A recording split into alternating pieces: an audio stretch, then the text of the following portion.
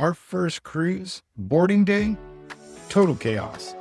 Our same day flight was canceled. We had 2 kids in tow, one cranky, one hungry, and we were sprinting through the cruise terminal like a family competing on the Amazing Race.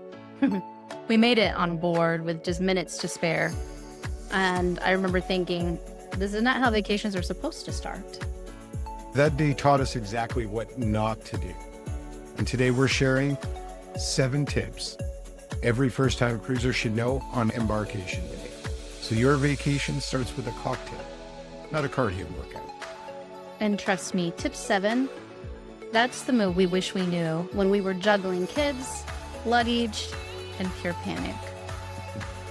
We're going to cover everything: dropping luggage, packing the perfect day bag, timing your arrival, and what to do on board before your room is ready.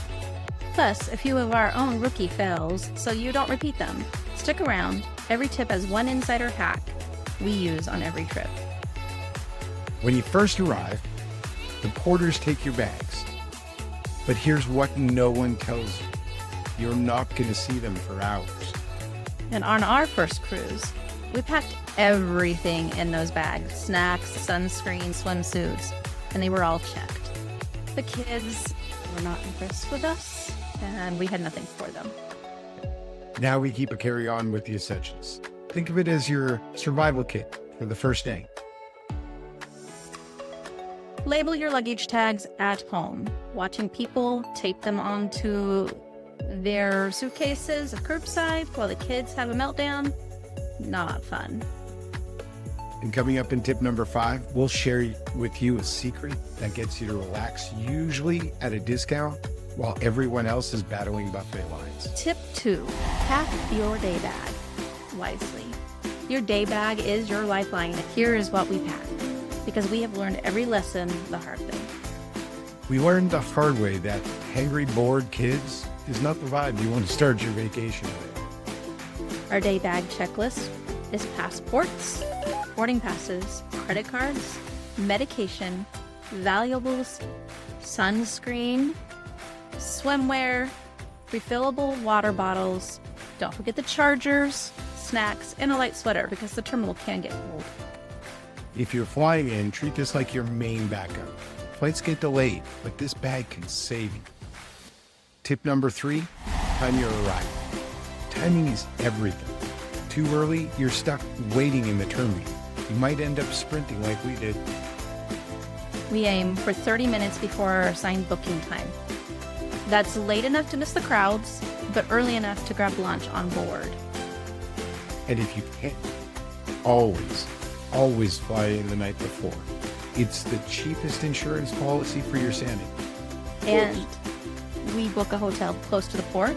Bonus points if it has a shuttle, because then you don't have to worry about transportation. It's a very smooth start for your morning. Tip 4.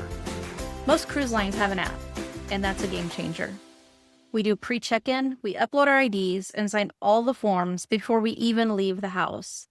It will help cut down the wait time, sometimes even in half. We also use it to check dining deals and see what's open on board before you even step on the ship.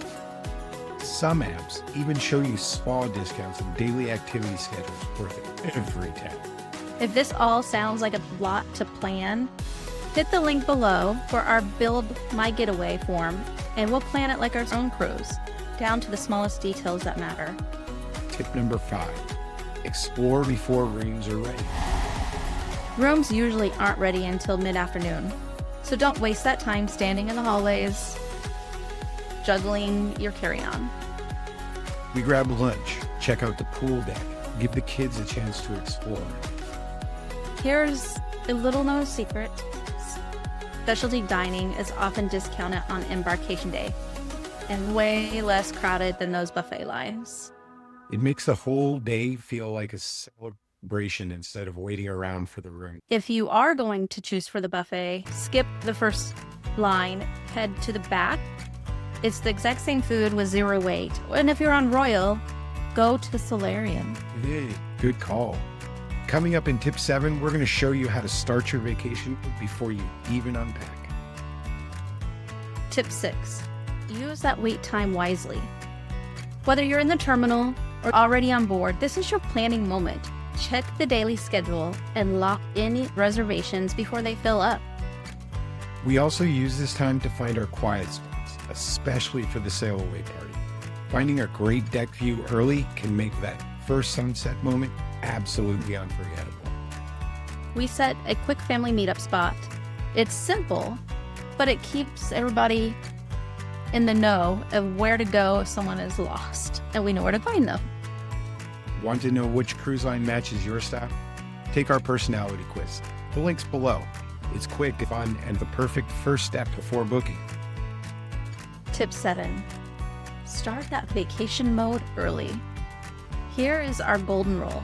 Don't sprint to that room. It's not going to be ready, and all you're going to do is be standing around and be impatient. We head straight to the top deck. We grab that first we made it drink and soak in the views. It's the moment the vacation really starts. And after surviving that first cruise with minutes to spare, we've learned Embarkation Day is something you should enjoy and not survive. Start a photo tradition. Our first deck selfie with a drink in hand is now a family ritual. So, what's the one thing you're nervous about for Embarkation Day? Drop it in the comments. We might cover it in our next video. Heck, we could make the whole video all about you. If this helped you feel more ready for your cruise, hit subscribe. We have more tips to come for first-time cruisers. And for experienced cruisers too. And don't forget, take our personality quiz or fill out the Build My Getaway form if you want us to plan your trip stress-free. Until then, ship happens.